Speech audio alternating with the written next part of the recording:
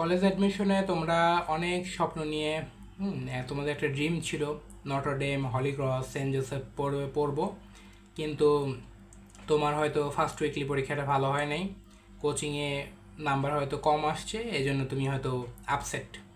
তো এটা নর্মাল যে তুমি আপসেট হবা, তোমার নাম্বার কম আসলে অবশ্যই আপসেট হবা। তো আমি মনে করি যে আমার অভিজ্ঞতা থেকে, আমরাও যখন কলেজ অ্যাডমিশন করছিলাম, ওই অভিজ্ঞতা থেকে যে তোমার এই নাম্বার কম আসাটা কয়েকটা বিষয়ের উপর ডিপেন্ড করে। হ্যাঁ, তো আমি মনে করি তোমার নাম্বার কম আসার পিছনে, বা আমার আশেপাশে যারা ফ্রেন্ড ছিল তাদের টোটাল অভিজ্ঞতা থেকে আমার মনে হয় যে তোমাদের এই নাম্বার কম আসার পিছনে কয়েকটা কারণ আছে। প্রথমে যদি বলি, একটা কারণ নিয়ে আজকে আলাপ আলোচনা হবে। তো সেটা হলো যে তোমরা এখনও না পড়ার প্রসেসটা ভালো মতো বুঝতেছো না, যে কীভাবে আসলে পড়বা। ঠিক আছে, তো স্টেপ বাই স্টেপ আজকে বুঝাই দিব। ঠিক আছে, কলেজ অ্যাডমিশনের জন্য তুমি কিভাবে পড়বা। মনে করো তুমি ফার্স্ট উইকলি পরীক্ষাটা খারাপ করছো, আচ্ছা গেছে, ভালো কথা। এখন তুমি চাও যে সেকেন্ড উইকলি থেকে সব পরীক্ষা তুমি ভালো করবা। তো তোমার পড়ার প্রসেসটা কিভাবে হবে, ঠিক আছে। তো প্রথমেই দেখো, পড়ার প্রসেসটা টোটাল তোমার 4টা স্টেপে হবে। ঠিক আছে, তুমি প্রথমে মূল বই পড়বা, এবং মূল বইটা পড়ার সাথে সাথে কনসেপ্ট ভালো মতো বুঝে পড়বা। মূল বই পড়া হয়ে গেলে প্রশ্ন ব্যাংক পড়বা, প্রশ্ন ব্যাংক পড়ে তারপরে তুমি ক্লাসে যাবা, ক্লাসে যেয়ে নোট করবা বা কিউএনএ আছে সেটা একটু পরে ডিটেল বলতেছি, আর তারপরে তুমি ডেইলি এক্সাম দিবা। আচ্ছা, এই যে তোমার সাইকেলটা বললাম, ঠিক আছে, এই সাইকেলটা কিভাবে কাজ করে বলি। হ্যাঁ, প্রথমে যেটা বলছিলাম সেটা হলো যে মূল বই প্লাস কনসেপ্ট।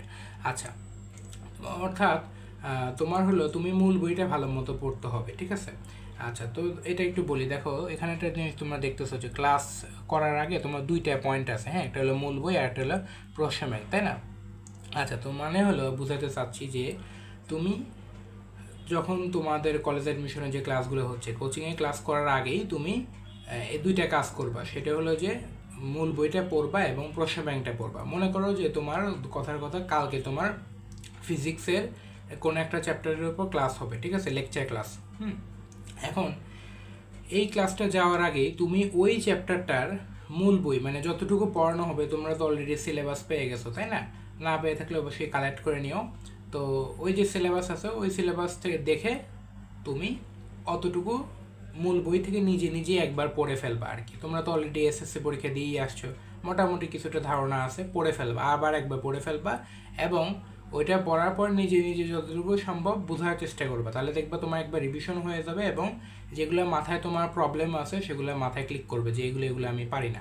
ঠিক আছে, আচ্ছা, এরপরে তুমি প্রশ্ন ব্যাংক পড়বা আর কি। ঠিক আছে, তো প্রশ্ন ব্যাংক যখন পড়া হয়ে যাবে তোমার, তারপরে তুমি ওই রিলেটেড ভর্তি পরীক্ষায় আসা প্রশ্নগুলোও জানলা, বা যেগুলো সমস্যা অনেকগুলো তৈরি হবে, ওই প্রবলেমগুলো তোমার মাথায় থাকবে। অর্থাৎ তোমার মোটামুটি ক্লাসে যাওয়ার আগেই তোমার একটা ক্লাস সম্পর্কে পড়াশোনা স্টাডি হয়ে গেল। এরপর তুমি ক্লাসে যাবা। ঠিক আছে, তো মূল বই কনসেপ্ট ভালো মতো পড়লা, তারপর প্রশ্ন ব্যাংক দেখলা, সলভ করলা, এরপর তুমি ক্লাসে যাবা। ক্লাসে যেয়ে তোমার ক্লাস নোট অবশ্যই ক্লাসে ভাইয়া কী পড়ায় বা আপু কী পড়ায় সেগুলো ভালো মতো পড়বা। আর কোনো প্রশ্ন থাকলে অবশ্যই কিউএনএ, মানে অর্থাৎ প্রশ্ন করবা, তাহলে ভাইয়া বা আপু যিনি ক্লাস নেবেন তোমার ওই পড়াটা, তিনি তোমার যে প্রবলেম আছে সেটা তিনি যতটুকু বুঝেন, ইনশাল্লাহ তারা যথেষ্ট চেষ্টা করবেন, আশা করি তোমার বুঝাই দিবে। ঠিক আছে, তারা ট্রাই করবেন, হার্ট অ্যান্ড সোল ইনশাল্লাহ তারা ট্রাই করে তোমাকে বুঝাই দিবে, এই আশাটুকু রাখি। তো তুমি এভাবে ক্লাসে গেলা। ঠিক আছে, তার মানে তুমি ক্লাসে যাওয়ার আগে তোমার একটা নিজের পড়াশোনা হলো, মূল বই তুমি পড়লা, এরপরে তুমি প্রশ্ন ব্যাংক পড়লা, তাহলে তোমার কিন্তু একটা বেসিক প্রিপারেশন, রিভিশন হয়ে গেল। তারপরে তুমি যখন ক্লাসে গেলা তখন আরও সেটা ঝালাই হয়ে গেল। তারপরে তুমি বাসায় যখন আসবে, বাসায় আসার পরে তুমি পরের দিনকার ডেইলি এক্সামের জন্য প্রিপারেশন নেবে। তো সাধারণত যেটা হয় যে, মনে করো তুমি কালকে যদি ফিজিক্সের ক্লাস থাকে, তাহলে ফিজিক্সের ক্লাস মনে করো তুমি কালকে করলা, তারপরে ধরে নাও পরশু দিন তোমার কেমিস্ট্রি ক্লাস, তাহলে তোমার ফিজিক্সের ক্লাস যদি কালকে হয়, তাহলে কালকে ক্লাসের উপর পরীক্ষাটা পরের দিন, অর্থাৎ কেমিস্ট্রি ক্লাসের দিনে হয়, তাই না? এরকমই তো তোমরা দেখো। তো তোমরা যখন ডেইলি এক্সামের জন্য বাসায় এসে যখন পড়বা, তখন আরেকবার তোমার ঝালাই হয়ে গেলে, এভাবে তুমি যদি পড়ো 3বার তোমার ঝালাই হয়ে যাবে আশা করা যায়। তুমি নিজে নিজে একবার পড়ে ফেললা, ক্লাসে ভাইয়া একবার বুঝালো, সেগুলো তোমার পড়া হয়ে গেলো আরেকবার, তারপর তুমি ডেইলি এক্সামের জন্য আরেকবার জাস্ট একটু কুইক রিভিউ দিলা, ক্লাস নোটটা দেখে নিতে পারো, তাহলে আরও সহজ হয়ে গেল। ঠিক আছে, এইভাবে তোমার পড়া পড়লা। এখন এই জিনিসটা তোমাকে আমি যদি একটু ভালো মতো বুঝাই, ঠিক আছে, তুমি মনে করো এখানে একটা রুটিন দেখতেছো, ঠিক আছে? এই রুটিন মনে করো যে কথার কথা, মনে করো যে তুমি যে কোচিং সেন্টারে ক্লাস করতেছো এবং পরীক্ষা দিচ্ছ, সেই জায়গায় মনে করো 15 তারিখে তোমার ফিজিক্স একটা ক্লাস আছে, ঠিক আছে? কোনো একটা চ্যাপ্টারের উপর বা কোনো একটা নির্দিষ্ট অংশের উপর লেকচার ক্লাস। তারপরে 16 তারিখে তোমার কেমিস্ট্রি, 18 তারিখ ম্যাথ, 20 তারিখে বায়োলজি, আর মনে করো 22 তারিখে তোমার উইকলি পরীক্ষা হবে। এই যে 15 থেকে 20 পর্যন্ত যে 4টা ক্লাস হলো, এই 4টা ক্লাসের ওপর তোমার 22 তারিখে মনে করো তোমার উইকলি পরীক্ষাটা হবে, ঠিক আছে? আচ্ছা, ভালো কথা। এখন তাহলে তোমরা পড়বা কীভাবে? তুমি পড়বা হলো যে মনে করো তোমার ফিজিক্স পরীক্ষা ক্লাসটা 15 তারিখ। এখন তুমি 14 তারিখ বা 13 তারিখই ফিজিক্স ক্লাসের জন্য প্রিপারেশন নিয়ে নিবা, নিজে নিজে পড়ে ফেলবা সারাদিন। তারপরে 14 তারিখ বা 13 তারিখে তুমি পড়াশোনা করে 15 তারিখে ক্লাস করবা। 15 তারিখে ক্লাস করে যখন বাসায় ফিরবা রাতে, ওই দিনই অর্থাৎ 15 তারিখ রাতেই ফিজিক্স যে ক্লাসটা আছে সেই ফিজিক্স ক্লাসের নোট করতে বললাম। ক্লাসে যে নোট করবা সেই নোট বা নিজের যতটুকু ডাউট বা যতটুকু আছে, নিজের যতটুকু পড়লে তোমার ফিল করো যে তুমি পড়ছো, সেটুকু পড়ে নেবা, ঠিক আছে? তাহলে তোমার ফিজিক্সের ওই দিনকার পড়া হয়ে গেল, অর্থাৎ মনে করো 15 তারিখের ফিজিক্স ক্লাসে পড়া তোমার হয়ে গেল। এরপরে তুমি 16 তারিখে যখন ক্লাসে যাবা, তার আগে তুমি 15 তারিখে কেমিস্ট্রি ক্লাসের পড়াটা পড়ে ফেলবা।